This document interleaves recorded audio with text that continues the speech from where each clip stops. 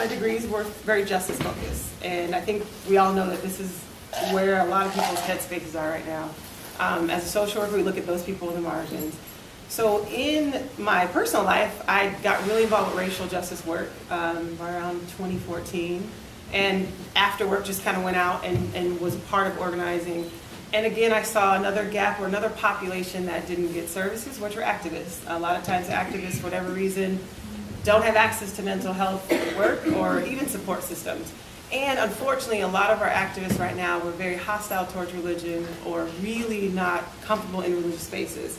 So we're not getting mental support, but we're also not getting spiritual development. And if you know anything about the movements or different movements, they're starting to have chaplains in them, and we call them healing mothers or different names for them. But in my opinion, I'm like, oh, it's like a movement pastor, right? It's its own church happening. So when things were happening around the country, around the Black Lives Matter movement, we had our disciples got very involved in St. Louis, and then Charlotte happened. We had already tended to our St. Louis clergy and pastors, Jackie who was there, and we knew that 2 years after what happened in Ferguson, there are still brains and bodies and spirits that are very broken without spiritual development and without a house to go be into, particularly our pastors who were holding everyone together, and then where are they left after? And so when Charlotte happened, it was the first time that we could maybe come right when it started, so that we could essentially do psychological damage control, if that makes sense. That when a crisis happens, and we'll talk about this a little bit later, it exposes all the cracks in the society, but it also exposes all the cracks in your own psyche, because it's crisis, and it's the whole city is in crisis. Mm-hmm. And so the clergy or the servant leaders who are trying to hold everyone together typically are hit the most.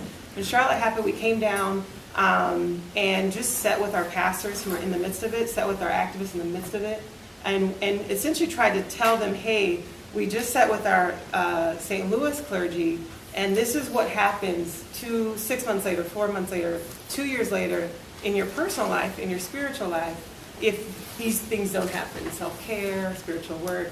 And so we'll talk a little more how that looks, but it was really good to be able to come to integrate some of the mental health work I did with our therapist, who also needed this kind of post-impact training, if that makes sense, when they were dealing with being burnt out at the job. But dealing with our pastors who don't get this kind of mental health education or psychoeducation, particularly in that kind of moment where no one in society really knows what to do after a huge justice crisis. We know after natural disaster, but after justice, everybody kind of does what they do. But there is emotional and spiritual impact months later, years later. And so we did a follow-up after about 6 months to fill in some of the gaps. We learned that we needed organizing tools, we needed to know one another in the city, and hopefully as more come, we will continue to do follow-ups to check in with those people. Just essentially, it's like pastoral care with a little bit of psychoeducation right in the moment of crisis and after.